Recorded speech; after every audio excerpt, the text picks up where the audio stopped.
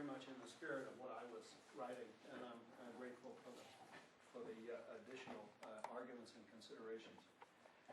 The basic intuition that drives so-called internalism is the idea that if you want to explain how we relate language to reality, and consequently thought to reality, the resources that individuals, both individually and collectively, that is in company with other individuals, the cognitive resources that they have is all they have to go on. That's it. You have to appeal to that if you're going to explain the relation.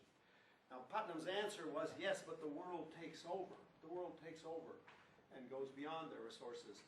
But that's a misunderstanding of internalism. On even the most naive version of internalism, what the mind does is set conditions, and then it's up to the world what satisfies those conditions.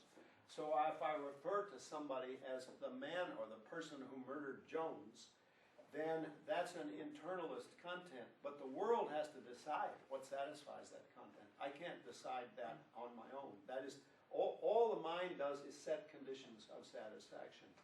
Now it seems to me Putnam's contribution was to point out that the traditional Aristotelian idea that you have a checklist of general terms that will define a word like water, that those are inadequate.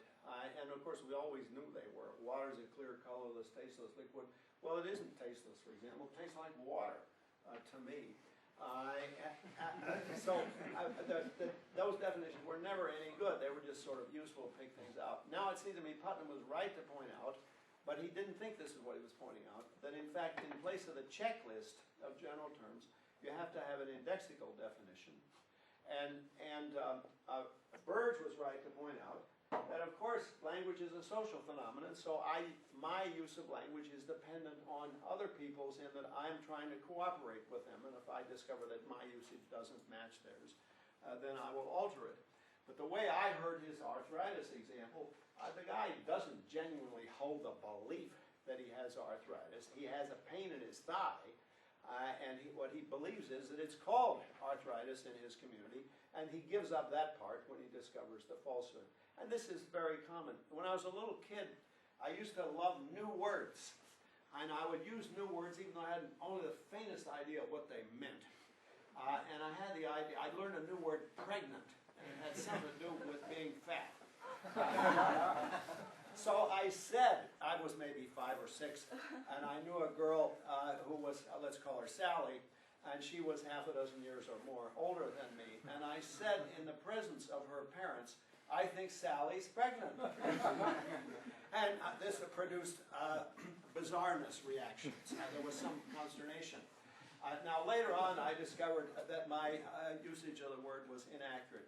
Did I actually believe that Sally was pregnant? I don't think so. I thought that the word pregnant might apply to her, but I was mistaken because I didn't understand the use of the word. And of course then once I learned the usage of the word, once I learned how to use the word, then I gave up this usage of the word. But it's not, that Burge's case is not like the case of the guy who's an expert on arthritis and who comes to the conclusion, you know, in fact pains in the thigh can be arthritic pains. And he holds that guy actually holds a false theory. He has a theory about the etiology of arthritis pains, and he thinks they can be in thigh muscles as well. He holds a false theory. But Bert, who just does too much jogging and gets a pain in his thigh and thinks it's arthritis, I don't think he holds the belief that it's arthritis. I think he's just misusing the word there, and in fact, that's what happens when he corrects it. Now, I presented this to my students, and they said, well, why don't you call up Burge and ask him what he thinks about it? And I thought, well, poor Tyler, he's on sabbatical and so on. But they nagged me. So I did. He was down at his beach house, and I called him up and said, well, how about it? You know, the guy just holds a belief that it's wrongly called. He holds a wrong belief that it's called arthritis. And Burge said, I stipulate that he has no metalinguistic beliefs at all.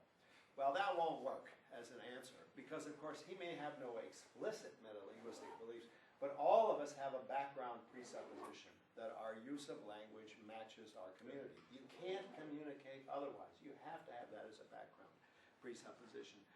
So I think that a deeper discussion, and this is an excellent example of a deep discussion, will support the basic intuitions, the basic philosophical image that the so so-called internalist has. I doubt if this is the best terminology for describing these things, but it's now accepted, internalism versus externalism. And I think about the specific examples, the so-called externalists are in general right, but that's because the internalist intuition has not been adequately articulated. And what I'm trying to say is, if you give an adequate articulation of it, then you can see that in fact what they have done is give us a contribution to the internalist conception, not a refutation of it. Putnam correctly saw that the checklist idea of general terms doesn't work, but he thought that an indexical definition wasn't internalist. It is. An indexical definition sets a condition which objects satisfy or fail to satisfy. And it's worth going back to see Putnam's original intuition. Tom Kuhn published this book, Structured Scientific Revolutions, and it created a lot of consternation. And one of the reasons that there was consternation was that Kuhn seemed to be saying, well, a scientific revolution doesn't really disagree with the previous theories because it uses words in a completely new way. So you couldn't discover that the Earth moves because one of the meanings of Earth is that which doesn't move. You had this what was called incommensurability. So there wasn't really a disagreement between Galileo and his predecessors.